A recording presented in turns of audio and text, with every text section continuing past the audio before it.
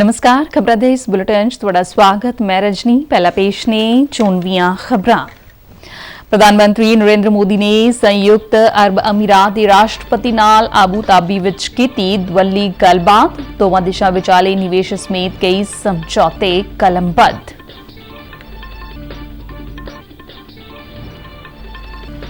केंद्र ने फिर कहा कि सरकार प्रदर्शनकारी किसानां नाल गलबात लई तैयार है। फसलां लई MSP कानून जल्दबाजी विच नहीं लियांदा जा सकदा।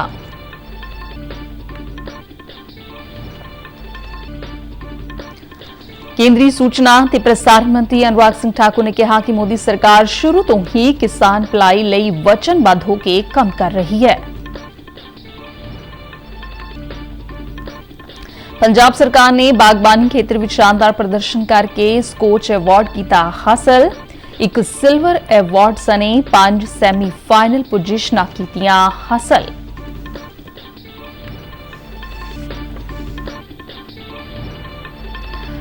पंजाब दे खेड मंत्रालय अनुसार 1000 खेड नर्सरियां स्थापित करन दा काम शुरू। हुण खबरां विस्तार नाल। प्रधानमंत्री नरेंद्र मोदी ने UAE दे राष्ट्रपति शेख मोहम्मद बिन जायद अल नाहयान नाल सहयोग ते भाईवाली नूं वधाउण दे उद्देश नाल वख-वख विषयां ते सार्थक चर्चा कीती। उन्हां दी मौजूदा दुवल्ली भाईवाली दी समीक्षा वपार ते निवेश, डिजिटल बुनियादी ढांचा, फिनटैक, ऊर्जा बुनियादी ढांचा ते दोवां देशां दे लोकां दे आपसी संबंधां समेत वख-वख खेतरां विच सहयोग दे नवें खेतरां दी पड़चोल करन बारे गलबात कीती। प्रधानमंत्री मोदी ने राष्ट्रपति शेख मोहम्मद बिन जायद अल नाहयान नूं UAE दे घरेलू कार्यवाहन नूं लॉन्च करन ते वधाई दित्ती। ਇਹ ਕਾਰਡ डिजिटल रूपे क्रेडिट ते डेबिट कार्ड स्टैक ते आधारित है। दोवां नेतावां ने भारत अते UAE दरमियान वित्ती खेतर दे सहयोग विच प्रगति दा वर्णन करदिआं जवान कार्डां राहीं लैन देन नूं भी देखिआ। प्रधानमंत्री मोदी ने आबू धाबी विच BAPS मंदिर दे निर्माण लई जमीन मुहैया करवाउण विच निजी सहायता ते उदारता लई राष्ट्रपति शेख मोहम्मद बिन जायद अल नाहयान दा धन्नवाद कीता। केंद्र सरकार ने फिर कहा है कि वह प्रदर्शन कर रहे किसानां नाल गलबात लई तैयार नहीं ते फसलां दे घट्टो-घट्ट समर्थन मुल बारे कानून जल्दबाजी विच नहीं लियांदा जा सकदा। नवी दिल्ली विच मीडिया नाल गलबात करदिआं केंद्रीय खेतीबाड़ी मंत्री अर्जुन मुंडा ने कहा कि सरकार नूं इह जानण दी लोड़ है कि किसान घट्टो-घट्ट समर्थन मुल ते किस तरह कानून चाहुंदे ने ते इस दे फायदे नुकसान की ने। उन्हां कहा कि इस संबंधी कोई भी ऐलान सारिਆਂ ਦੇ ਹਿੱਤਾਂ ਨੂੰ ਧਿਆਨ ਵਿੱਚ ਰੱਖ ਕੇ ਹੀ ਕੀਤਾ ਜਾ ਸਕਦਾ ਹੈ। मुंडा ने कहा कि सरकार किसान के हितों की राखी लई वचनबद्ध है। मैं आम किसान से पहले तो ये निवेदन करूंगा कि आम जनता की बातों को, आम जनता के कठिनाइयों को भी समझते हुए और ये ध्यान में रखते हुए कि कोई ऐसे तत्व इस तरह के घटनाओं को बढ़ावा दे करके किसानों को बदनाम कर सकता है। सर कुछ किसान हमारा अन्नदाता है, किसानों का कोई नुकसान नहीं हो इसकी चिंता हम लगातार करते रहे, करते रहेंगे। हमने स्पष्ट तरीके से केंद्रीय सूचना ते प्रसारण ते युवा खेड मामलिਆਂ बारे मंत्री अनुराग सिंह ठाकुर ने नवी दिल्ली विच किसान अंदोलन ਨੂੰ ਲੈ ਕੇ ਪੱਤਰਕਾਰਾਂ ਨਾਲ ਗੱਲਬਾਤ ਕੀਤੀ। उन्होंने कहा कि मोदी सरकार शुरू तो ही किसान भलाई ਲਈ वचनबद्ध होकर काम कर रही है। पिछले 10 ਸਾਲਾਂ ਵਿੱਚ किसान भलाई कई योजनावां ਲਿਆਂਦੀਆਂ ਗਈਆਂ ਨੇ ਜਿਨ੍ਹਾਂ ਨੇ ਦੇਸ਼ ਦੇ ਕਰੋੜਾਂ ਕਿਸਾਨਾਂ ਨੂੰ ਲਾਭ ਪਹੁੰਚਾਇਆ ਹੈ। ਕਿਸਾਨਾਂ ਨਾਲ ਗੱਲਬਾਤ ਦੇ ਮੁੱਦੇ ਤੇ अनुराग ठाकुर ने कहा कि सरकार हमेशा चर्चा ਲਈ तैयार रहती है। इस बार भी केंद्रीय मंत्री चंडीगढ़ गए ते लगातार कई घंटे चर्चा की। प्रदर्शनकारियों नाल 2 बार गल की गई। उन्होंने कहा कि सरकार गलबात जारी रखने लिए तैयार है पर किसान आगू उथों उठ के चले गए। उन्होंने कहा कि मोदी सरकार ने किसान सम्मान निधि तहत 11 करोड़ तो वध किसानां दे बैंक खात्यां विच 2,81,000 करोड़ रुपए भेजे ने। MSP बारे गल करदिआं अनुराग सिंह ठाकुर ने दस्सिआ कि कांग्रेस दे शासन च दाल, कणक ते तिलां दी कुल खरीद 5,50,000 करोड़ रुपए दी होई जबकि मोदी सरकार ने 18,39,000 करोड़ रुपए की खरीदारी की है जो लगभग 3.5 गुना ज्यादा है। उन्होंने कहा कि कांग्रेस सरकार वेले स्वामीनाथन कमेटी की रिपोर्ट लागू नहीं की गई। मोदी सरकार ने उस रिपोर्ट नूं लागू किया है। प्रदर्शनकारियों के मुद्दे ते एक सवाल का जवाब दिंदिआं अनुराग सिंह ठाकुर ने कहा कि किसी भी मुद्दे का हल विचार वटांदरे नाल निकलदा है। गांधी जी के देश विच गलबात राहीं रस्ते निकलते ने।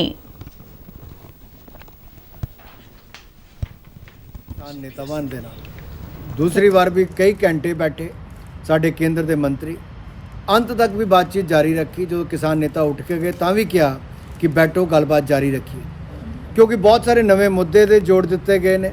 ਜਿੱਦਾਂ ਕਿਹਾ ਜਾ ਰਿਹਾ ਕਿ WTO ਚੋਂ ਭਾਰਤ ਬਾਹਰ ਹੋ ਜਾਵੇ, ਵਰਲਡ ਟ੍ਰੇਡ ਆਰਗੇਨਾਈਜੇਸ਼ਨ ਤੋਂ।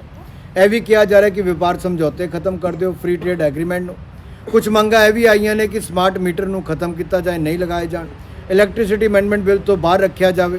ਇਹ ਵੀ ਕਿਹਾ ਜਾ ਰਿਹਾ ਕਿ ਪਰਾਲੀ ਜਲਾਉਣ ਨੂੰ ਇਹ 'ਚੋਂ ਬਾਹਰ ਰੱਖਿਆ ਜਾਵੇ, ਕ੍ਰਿਸ਼ੀ ਖੇਤਰ ਨੂੰ ਬਾਹਰ ਰੱਖਿਆ ਜਾਵੇ ਜਲਵਾਯੂ ਦੇ ਮੁੱਦੇ ਤੋਂ। ਹੁਣ ਜਦੋਂ ਬਹੁਤ ਸਾਰੇ ਨਵੇਂ ਮੁੱਦੇ ਜੁੜ ਗਏ ਨੇ ਤਾਂ ਇਹਦੇ ਲਈ ਟਾਈਮ ਚਾਹੀਦਾ ਹੈ। ਰਾਜਾਂ ਨਾਲ ਗੱਲਬਾਤ ਕਰਕੇ ਸਮੱਸਿਆ ਦਾ ਹੱਲ ਕਰਨ ਲਈ, ਮੰਗਾਂ ਮਨਜ਼ੂਰ ਕਰਨ ਲਈ ਵੀ ਸ਼ਾਇਦ ਉਹਦੇ ਲਈ ਕਿਸਾਨ ਨੇਤਾ ਤਿਆਰ ਨਹੀਂ ਹੋਏ, ਉੱਠ ਕੇ ਚਲੇ ਗਏ। ਮੈਂ ਅੱਜ ਵੀ ਕਹਾਂਗਾ ਵਾਪਸ ਆਓ, ਬਾतचीत ਜਾਰੀ ਰੱਖੀਏ। ਭਾਰਤੀ ਕਿਸਾਨ ਸੰਘ ਦੇ ਸਰਵ ਭਾਰਤੀ ਜਨਰਲ ਸਕੱਤਰ ਮੋਹਿਨੀ ਮੋਹਨ ਮਿਸ਼ਰ ਨੇ ਇੱਕ ਬਿਆਨ ਵਿੱਚ ਕਿਹਾ ਕਿ ਭਾਰਤੀ ਕਿਸਾਨ ਸੰਘ ਕਿਸਾਨਾਂ ਦੀ ਉਪਜ ਲਈ ਲਾਭਕਾਰੀ ਮੁੱਲ ਦੀ ਮੰਗ ਨੂੰ ਲੈ ਕੇ ਲਗਾਤਾਰ ਸੰਘਰਸ਼ ਕਰ ਰਿਹਾ ਹੈ। ਉਨ੍ਹਾਂ ਕਿਹਾ ਕਿ ਜਿੱਥੇ ਸੰਵਾਦ ਨਾਲ ਰਸਤਾ ਨਹੀਂ ਨਿਕਲਦਾ, ਉੱਥੇ ਅੰਦੋਲਨ ਵੀ ਕਰਦਾ ਹੈ। ਉਨ੍ਹਾਂ ਕਿਹਾ ਕਿ ਸੰਘ ਨੇ 19 ਦਸੰਬਰ ਨੂੰ ਦਿੱਲੀ ਦੇ ਰਾਮਲੀਲਾ ਮੈਦਾਨ ਵਿੱਚ ਇੱਕ ਕਿਸਾਨ ਰੈਲੀ ਕੀਤੀ ਸੀ, ਜਿਸ ਵਿੱਚ 1 ਲੱਖ ਕਿਸਾਨਾਂ ਨੇ ਹਿੱਸਾ ਲਿਆ। ਦੇਸ਼ ਭਰ ਦੇ ਕਿਸਾਨ ਦਿੱਲੀ ਵਿੱਚ ਆਏ ਤੇ ਸ਼ਾਂਤੀਪੂਰਵਕ ਲੋਕਤੰਤਰਿਕ ਤਰੀਕੇ ਨਾਲ ਆਪਣੀ ਗੱਲ ਸਰਕਾਰ ਤੱਕ ਪਹੁੰਚਾਈ ਤੇ ਬਿਨਾਂ ਕਿਸੇ ਨੂੰ ਪਰੇਸ਼ਾਨ ਕੀਤਿਆਂ ਵਾਪਸ ਚਲੇ ਗਏ। ਬਿਆਨ ਵਿੱਚ ਕਿਹਾ ਗਿਆ ਕਿ ਭਾਰਤੀ ਕਿਸਾਨ ਸੰਘ ਮੰਨਦਾ ਹੈ ਕਿ ਜਦ ਕਿਸਾਨ ਦੇ ਨਾਂ ਤੇ ਰਾਜਨੀਤਿਕ ਅੰਦੋਲਨ ਚੱਲਦਾ ਹੈ ਤਾਂ ਇਸ ਦਾ ਨੁਕਸਾਨ ਕੇਵਲ ਕਿਸਾਨਾਂ ਨੂੰ ਹੀ ਨਹੀਂ ਹੁੰਦਾ। ਉਹ ਲਾਭਕਾਰੀ ਮੁੱਲ ਕਿਸਾਨਾਂ ਦਾ ਹੱਕ ਹੈ ਤੇ ਉਹ ਕਿਸਾਨ ਨੂੰ ਮਿਲਣਾ ਚਾਹੀਦਾ ਹੈ। ਬਿਆਨ ਵਿੱਚ ਮੰਗ ਕੀਤੀ ਗਈ ਹੈ ਕਿ ਸਮਰਥਨ ਮੁੱਲ ਬਾਜ਼ਾਰ ਵਿੱਚ ਭਾਅ ਤੋਂ ਹੇਠਾਂ ਨਾ ਆ ਜਾਵੇ। ਇਹ ਸਰਕਾਰ ਨੂੰ ਯਕੀਨੀ ਬਣਾਵੇ ਤੇ ਕਿਸਾਨ ਸਨਮਾਨ ਨਿਧੀ ਵਿੱਚ ਵਾਧਾ ਕੀਤਾ ਜਾਵੇ। ਹਰਿਆਣਾ ਸਰਕਾਰ ਨੇ 7 ਜ਼ਿਲ੍ਹਿਆਂ ਵਿੱਚ ਮੋਬਾਈਲ ਇੰਟਰਨੈਟ ਅਤੇ SMS ਸੇਵਾਵਾਂ ਦੀ ਪਾਬੰਦੀ ਨੂੰ 15 ਫਰਵਰੀ ਅੱਧੀ ਰਾਤ ਤੱਕ 2 ਦਿਨਾਂ ਲਈ ਵਧਾ ਦਿੱਤਾ ਹੈ। ਇਨ੍ਹਾਂ 7 ਜ਼ਿਲ੍ਹਿਆਂ ਵਿੱਚ ਅੰਬਾਲਾ, ਕੁਰੂਕਸ਼ੇਤਰ, ਕੈਥਲ, ਜੀਂਦ, ਹਿਸਾਰ, ਫਤਿਆਬਾਦ, ਸਿਰਸਾ ਅਤੇ ਡੱਬਵਾਲੀ ਸ਼ਾਮਲ ਨੇ। ਰਸਾਇਣ ਤੇ ਖਾਦ ਮੰਤਰੀ ਡਾਕਟਰ ਮਨਸੁਖ ਮਾਂਡਵੀਆ ਨੇ ਕਿਹਾ ਹੈ ਕਿ ਸਰਕਾਰ ਵੱਲੋਂ ਕੀਤੇ ਗਏ ਹਾਲ ਹੀ ਦੇ ਵਿੱਚ ਖੇਤੀ ਸੁਧਾਰਾਂ ਨੂੰ ਭਾਰਤ ਨੂੰ ਇੱਕ ਨਵੀਂ ਕ੍ਰਾਂਤੀ ਵੱਲ ਲਿਆਂਦਾ ਹੈ। ਨਵੀਂ ਦਿੱਲੀ ਵਿੱਚ ਚੱਲ ਵਿਸ਼ਵ ਪੁਸਤਕ ਮੇਲੇ ਵਿੱਚ ਮੀਡੀਆ ਤੇ ਦਰਸ਼ਕਾਂ ਨਾਲ ਗੱਲਬਾਤ ਕਰਦਿਆਂ ਮਾਂਡਵੀਆ ਨੇ ਕਿਹਾ ਕਿ ਨੈਨੋ ਯੂਰੀਆ ਅਤੇ ਨੈਨੋ DAP ਵਰਗੀਆਂ ਕਾਢਾਂ ਨੇ ਖੇਤੀ ਉਤਪਾਦਨ ਨੂੰ ਹੁਲਾਰਾ ਦਿੱਤਾ ਹੈ। ਕੇਂਦਰੀ ਮੰਤਰੀ ਨੇ ਪੁਸਤਕ ਮੇਲੇ ਵਿੱਚ ਆਪਣੀ ਕਿਤਾਬ fertilizing the future India's march to world fertilizer self sufficiency ਦੀਆਂ ਕਾਪੀਆਂ ਤੇ ਵੀ ਦਸਤਖਤ ਕੀਤੇ। ਹੋਰ ਕਾਢਾਂ ਅਤੇ ਵਿਸ਼ਿਆਂ ਜਿਵੇਂ ਹਰੀ ਖੇਤੀ, ਵਿਕਲਪਕ ਖਾਦਾਂ ਅਤੇ ਸਵੈ ਸਹਾਇਤਾ ਸਮੂਹਾਂ ਵੱਲੋਂ ਡਰੋਨ ਦੀ ਵਰਤੋਂ ਬਾਰੇ ਇਸ ਪੁਸਤਕ ਵਿੱਚ ਚਰਚਾ ਕੀਤੀ ਗਈ ਹੈ। ਰੱਖਿਆ ਮੰਤਰਾਲਾ ਨੇ ਭਾਰਤੀ ਜਲ ਸੈਨਾ ਲਈ 11 ਸ਼ਕਤੀ ਇਲੈਕਟ੍ਰੋਨਿਕ ਪ੍ਰਣਾਲੀਆਂ ਦੀ ਖਰੀਦ ਲਈ ਭਾਰਤ ਇਲੈਕਟ੍ਰੋਨਿਕ ਲਿਮਿਟਿਡ ਨਾਲ ਇਕਰਾਰਨਾਮੇ ਤੇ ਦਸਤਖਤ ਕੀਤੇ ਨੇ। ਇਹ ਠੇਕਾ 2269 ਕਰੋੜ ਰੁਪਏ ਤੋਂ ਵੱਧ ਹੈ। ਸ਼ਕਤੀ ਇਲੈਕਟ੍ਰੋਨਿਕ ਯੁੱਧ ਪ੍ਰਣਾਲੀ ਸਵਦੇਸ਼ੀ ਤੌਰ ਤੇ ਡਿਜ਼ਾਈਨ, ਵਿਕਸਿਤ ਤੇ ਨਿਰਮਿਤ ਕੀਤੀ ਗਈ ਹੈ। ਇਹ ਇਲੈਕਟ੍ਰੋਨਿਕ ਵਿਕਾਸ ਨੂੰ ਸਹੀ ਢੰਗ ਨਾਲ ਰੋਕਣ ਅਤੇ ਸੰਘ ਨੇ ਇਲੈਕਟ੍ਰੋਮੈਗਨੈਟਿਕ ਵਾਤਾਵਰਣ ਵਿੱਚ ਵਿਰੋਧੀ ਉਪਾਅ ਲਾਗੂ ਕਰਨ ਦੇ ਸਮਰੱਥ ਹੈ। ਰੱਖਿਆ ਮੰਤਰਾਲੇ ਅਨੁਸਾਰ ਸ਼ਕਤੀ ਇਲੈਕਟ੍ਰੋਨਿਕ ਯੁੱਧ ਪ੍ਰਣਾਲੀ ਨੂੰ ਭਾਰਤੀ ਜਲ ਸੈਨਾ ਦੇ ਔਨ ਬੋਰਡ ਕੈਪੀਟਲ ਜੰਗੀ ਜਹਾਜ਼ਾਂ ਵਿੱਚ ਲਗਾਇਆ ਜਾਵੇਗਾ। ਇਸ ਸਮਝੌਤੇ ਨਾਲ ਆਤਮ ਨਿਰਭਰ ਭਾਰਤ ਦੇ ਵਿਜ਼ਨ ਨੂੰ ਹੁਲਾਰਾ ਮਿਲੇਗਾ। ਪੰਜਾਬ ਵਿੱਚ ਜੰਗਲੀ ਜੀਵਾਂ ਦੀ ਸਾਂਭ ਸੰਭਾਲ ਦੇ ਮੱਦੇਨਜ਼ਰ ਪੰਜਾਬ ਰਾਜ ਜੰਗਲੀ ਜੀਵ ਬੋਰਡ ਨੇ ਹੌਗਡੀਅਰ ਨੂੰ Kathlaur Kaushalya wildlife sanctuary ਦੀ ਮਸਕੋਟ ਸਪੀਸੀਜ਼ ਐਲਾਨ ਕਰਨ ਦੀ ਪ੍ਰਵਾਨਗੀ ਦੇ ਦਿੱਤੀ ਹੈ। ਇਹ ਫੈਸਲਾ ਜੰਗਲਾਤ ਤੇ ਜੰਗਲੀ ਜੀਵ ਸੁਰੱਖਿਆ ਬਾਰੇ ਮੰਤਰੀ ਲਾਲ ਚੰਦ ਕਟਾਰੂ ਚੱਕ ਦੀ ਪ੍ਰਧਾਨਗੀ ਹੇਠ ਬੋਰਡ ਦੀ ਸਥਾਈ ਕਮੇਟੀ ਦੀ ਮੀਟਿੰਗ ਦੌਰਾਨ ਲਿਆ ਗਿਆ, ਕਿਉਂਕਿ ਹੌਗਡੀਅਰ ਅਸਲ 'ਚ Kathlaur Kaushalya wildlife sanctuary ਦੇ ਕੁਦਰਤੀ ਨਿਵਾਸ ਸਥਾਨਾਂ ਦੀ ਨੁਮਾਇੰਦਗੀ ਕਰਦਾ ਹੈ, ਕਿਉਂਕਿ ਇਹ ਜੀਵ ਇੱਥੇ ਵੱਡੀ ਗਿਣਤੀ ਵਿੱਚ ਪਾਏ ਜਾਂਦੇ ਨੇ। ਕੈਬਨਿਟ ਮੰਤਰੀ ਨੇ ਕਿਹਾ ਕਿ ਹੌਗਡੀਅਰ ਨੂੰ international union for conservation of nature IUCN ਵੱਲੋਂ ਲੁਪਤ ਰਾਹੀ ਪ੍ਰਜਾਤੀ ਦੀ ਸ਼੍ਰੇਣੀ 'ਚ ਦਰਜ ਕੀਤਾ ਗਿਆ ਹੈ। ਪੰਜਾਬ ਸਰਕਾਰ ਨੇ ਸਕੋਚ ਅਵਾਰਡ 2023 ਚ ਸ਼ਾਨਦਾਰ ਪ੍ਰਦਰਸ਼ਨ ਕੀਤਾ ਤੇ ਬਾਗਬਾਨੀ ਦੇ ਖੇਤਰ ਵਿੱਚ ਇੱਕ ਸਿਲਵਰ ਅਵਾਰਡ ਸਣੇ 5 ਸੈਮੀਫਾਈਨਲ ਪੋਜੀਸ਼ਨਾਂ ਹਾਸਲ ਕੀਤੀਆਂ ਨੇ। ਬਾਗਬਾਨੀ ਮੰਤਰੀ ਚੇਤਨ ਸਿੰਘ ਜੋੜਾ ਮਾਜਰਾ ਨੇ ਜਲੰਧਰ ਦੇ ਕਰਤਾਰਪੁਰ ਚ ਸਥਿਤ ਸਬਜ਼ੀਆਂ ਦੇ ਸੈਂਟਰ ਆਫ ਐਕਸੀਲੈਂਸ ਨੂੰ ਸਿਲਵਰ ਅਵਾਰਡ ਮਿਲਣ ਤੇ ਵਿਭਾਗ ਦੇ ਅਧਿਕਾਰੀਆਂ ਨੂੰ ਵਧਾਈ ਦਿੱਤੀ ਹੈ। ਉਨ੍ਹਾਂ ਕਿਹਾ ਕਿ ਇਹ ਸੈਂਟਰ ਕਿਸਾਨਾਂ ਦੀ ਆਮਦਨ ਵਿੱਚ ਵਾਧਾ ਕਰਕੇ ਉਨ੍ਹਾਂ ਦੇ ਜੀਵਨ ਵਿੱਚ ਅਹਿਮ ਤਬਦੀਲੀ ਲਿਆਉਣ ਵਿੱਚ ਸਹਾਈ ਹੋ ਰਿਹਾ ਹੈ।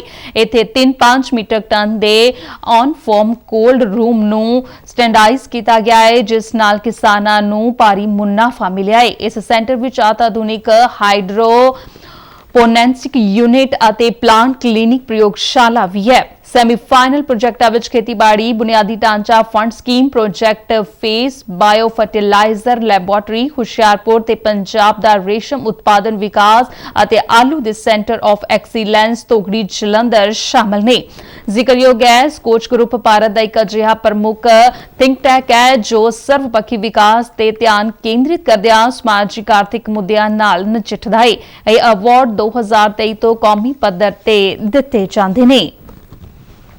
ਪੰਜਾਬ ਸਰਕਾਰ ਵੱਲੋਂ ਨਵੀਂ ਖੇਡ ਨੀਤੀ ਤਹਿਤ ਬਣਨ ਵਾਲੀਆਂ 1000 ਖੇਡ ਨਰਸਰੀਆਂ ਨੂੰ ਸਥਾਪਿਤ ਕਰਨ ਦਾ ਕੰਮ ਸ਼ੁਰੂ ਹੋ ਗਿਆ ਹੈ ਤੇ ਪੰਜਾਬ ਨੂੰ ਖੇਡ ਨਕਸ਼ੇ ਤੇ ਮੁੜ ਉਭਾਰਨ ਵਿੱਚ ਨਵੀਆਂ ਖੇਡ ਨਰਸਰੀਆਂ ਅਹਿਮ ਰੋਲ ਨਿਭਾਉਣਗੀਆਂ। ਇਹ ਜਾਣਕਾਰੀ ਦਿੰਦਿਆਂ ਖੇਡ ਮੰਤਰੀ ਗੁਰਮੀਤ ਸਿੰਘ ਮੀਥੀਅਰ ਨੇ ਦੱਸਿਆ ਹੈ ਕਿ 1000 ਖੇਡ ਨਰਸਰੀਆਂ ਵਿੱਚੋਂ 205 ਖੇਡ ਨਰਸਰੀਆਂ ਪਹਿਲੇ ਪੜਾਅ ਵਿੱਚ ਸਥਾਪਿਤ ਕੀਤੀਆਂ ਜਾਣ ਵਾਲੀਆਂ ਨੇ। 14 ਖੇਡਾਂ ਲਈ 205 ਨਰਸਰੀਆਂ ਲਈ 21 ਸੁਪਰਵਾਈਜ਼ਰਾਂ ਅਤੇ 205 ਕੋਚਾਂ ਦੀ ਭਰਤੀ ਲਈ ਪ੍ਰਕਿਰਿਆ ਸ਼ੁਰੂ ਕਰ ਦਿੱਤੀ ਗਈ ਹੈ। ਇੱਕ ਖੇਡ ਨਰਸਰੀ ਲਈ ਖੇਡ ਵਿਭਾਗ ਵੱਲੋਂ ਕੋਚ ਦੀ ਸਹੂਲਤ ਤੋਂ ਇਲਾਵਾ 60 ਖਿਡਾਰੀਆਂ ਨੂੰ 50 ਰੁਪਏ ਪ੍ਰਤੀ ਦਿਨ ਦੇ ਹਿਸਾਬ ਨਾਲ ਡਾਈਟ ਦਿੱਤੀ ਜਾਵੇਗੀ। ਅੱਜ ਦੇਸ਼ ਭਰ ਵਿੱਚ ਬਸੰਤ ਪੰਚਮੀ ਦਾ ਤਿਉਹਾਰ ਪੂਰੀ ਸ਼ਰਧਾ ਤੇ ਉਤਸ਼ਾਹ ਨਾਲ ਮਨਾਇਆ ਜਾ ਰਿਹਾ ਹੈ। ਇਹ ਤਿਉਹਾਰ ਮਾਂ ਸਰਸਵਤੀ ਨੂੰ ਸਮਰਪਿਤ ਹੈ। ਇਸ ਮੌਕੇ ਲੋਕ ਪਵਿੱਤਰ ਘਾਟਾਂ ਤੇ ਇਸ਼ਨਾਨ ਤੇ ਭਗਤੀ ਕਰਦੇ ਨੇ। ਵਿਸ਼ੇਸ਼ ਕਰਕੇ ਵਿਦਿਆਰਥੀ ਮਾਂ ਸਰਸਵਤੀ ਤੋਂ ਵਿਦਿਆ ਦਾ ਆਸ਼ੀਰਵਾਦ ਮੰਗਦੇ ਨੇ। ਉਜੈਨ ਵਿੱਚ ਵਿਸ਼ੇਸ਼ ਤੌਰ ਤੇ ਇਹ ਤਿਉਹਾਰ ਮਨਾਇਆ ਜਾਂਦਾ ਹੈ, ਜਦਕਿ ਉੱਤਰ ਭਾਰਤ ਵਿੱਚ ਲੋਕ ਬਸੰਤੀ ਰੰਗ ਦੀਆਂ ਪੁਸ਼ਾਕਾਂ ਪਹਿਨਦੇ ਨੇ ਅਤੇ ਪਤੰਗਾਂ ਦੇ ਮੁਕਾਬਲੇ ਵੀ ਕਰਵਾਏ ਜਾਂਦੇ ਨੇ। ਇਸ ਦਿਨ ਤੋਂ ਮੌਸਮ ਵਿੱਚ ਵੀ ਤਬਦੀਲੀ ਆਉਂਦੀ ਹੈ ਤੇ ਪੰਜਾਬ ਵਿੱਚ ਆਈ ਬਸੰਤ ਪਾਲਾ ਉੜੰਤ ਦੇ ਅਖਾਣ ਅਨੁਸਾਰ ਇਸ ਦਿਨ ਤੋਂ ਠੰਡ ਘਟ ਜਾਣ ਦੀ ਸੰਭਾਵਨਾ ਮੰਨੀ ਜਾਂਦੀ ਹੈ। ਮਹਿਲਾ ਹਾਕੀ ਪ੍ਰੋ ਲੀਗ ਵਿੱਚ ਭਾਰਤੀ ਟੀਮ ਅੱਜ ਵਿਸ਼ਵ ਨੰਬਰ 1 ਨੀਦਰਲੈਂਡ ਦੀ ਟੀਮ ਨਾਲ ਭਿੜੇਗੀ। ਇਹ ਮੈਚ ਓਡੀਸ਼ਾ ਵਿੱਚ ਰੁਰਕੇਲਾ ਦੇ ਬਿਰਸਾ ਮੁੰਡਾ ਅੰਤਰਰਾਸ਼ਟਰੀ ਹਾਕੀ ਸਟੇਡੀਅਮ ਵਿੱਚ ਸ਼ਾਮ 7:30 ਵਜੇ ਖੇਡਿਆ ਜਾਵੇਗਾ। ਜ਼ਿਕਰਯੋਗ ਹੈ ਕਿ 4 ਫਰਵਰੀ ਨੂੰ ਭੁਵਨੇਸ਼ਵਰ ਲੈਗ ਵਿੱਚ ਖੇਡੇ ਗਏ ਮੈਚ 'ਚ ਭਾਰਤੀ ਟੀਮ ਡੱਚ ਟੀਮ ਤੋਂ 1-3 ਨਾਲ ਹਾਰ ਗਈ ਸੀ। ਖਬਰਾਂ ਦੇ ਬੁਲੇਟਿਨ ਸਾਡੇ ਦਰਸ਼ਕ RNU DDK ਜਲੰਧਰ ਦਾ YouTube ਚੈਨਲ, Facebook ਪੇਜ ਤੇ ਸੋਸ਼ਲ ਮੀਡੀਆ ਪਲੇਟਫਾਰਮ X ਤੇ ਵੀ ਦੇਖ ਸਕਦੇ ਨੇ। ਇਸ ਦੇ ਨਾਲ ਹੀ ਖਬਰਾਂ ਦਾ ਇਹ ਬੁਲੇਟਿਨ ਖਤਮ ਹੋਇਆ। ਦਿਓ ਆਗਿਆ। ਨਮਸਕਾਰ।